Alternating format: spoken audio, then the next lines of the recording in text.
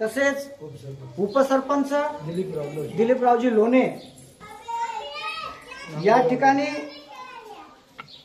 शाखा प्रमुख म्हणून अध्यक्ष नामदेवराव घनश्यामराव लोणे या शाखेचे ते अध्यक्ष होणार आहेत।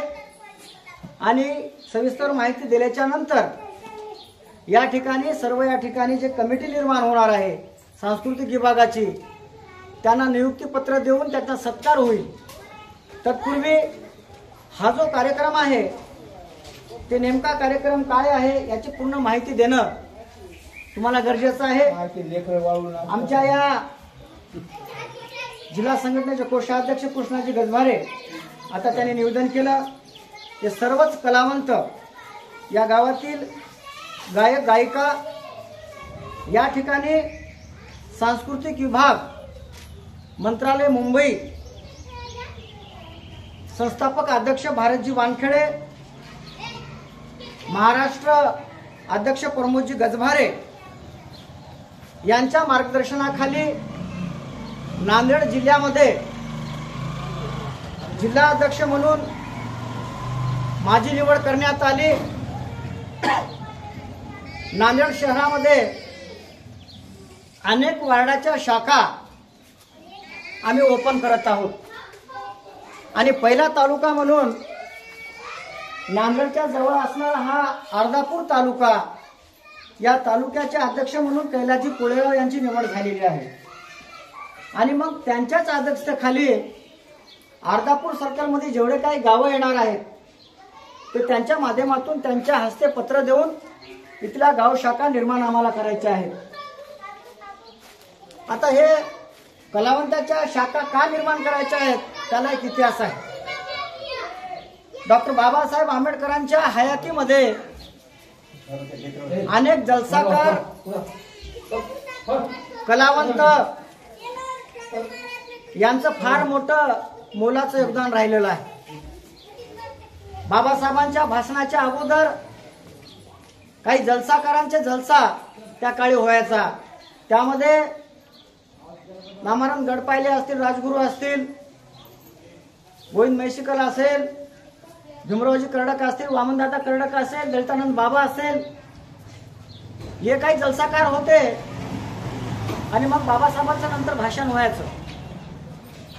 एक प्रसंग असा होता, बाबासाहेबांच्या सत्काराच्या वेळेस बाबासाहेब थोडस उशिरा आले आणि एक जलसाकाराचा जलसा चालू असताना सर्व पब्लिक तल्लीन होऊन ते जलसा ऐकत होती।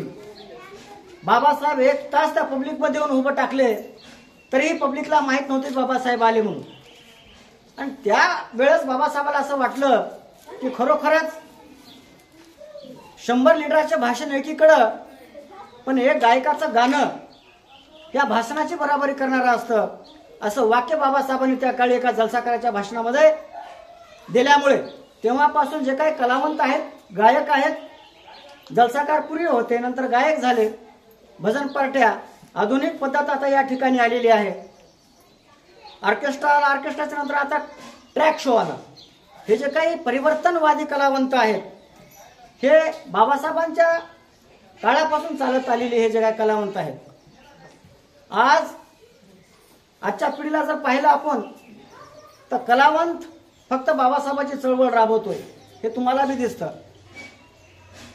बेंबीच्या पेटापासून बाबासाहेबांचे विचार गाण्याच्या माध्यमातून तांडा, गावं, बाळ, जे काही ग्रामीण भाग असेल, जिल्ह्यामध्ये जे काही सुविधा नसताना एका काळी बाबासाहेबांचं जे काही प्रबोधन गायकाने केलं, आता नवीन पिढीला जे काही उपलब्ध झालेल्या सुविधा त्या माध्यमातून सुद्धा वामनदादा या जिल्ह्यामध्ये आल्याच्या नंतर वामनदादा महाराष्ट्रातले कवी म्हणून गाजले आणि त्यांच्याच पावलावर पाऊल ठेवून तमाम या नांदेड जिल्ह्याचे कलावंत त्यांना आदर्श मानून त्यांचा जे काय वारसा आहे ते आतापर्यंत चालवत आहेत।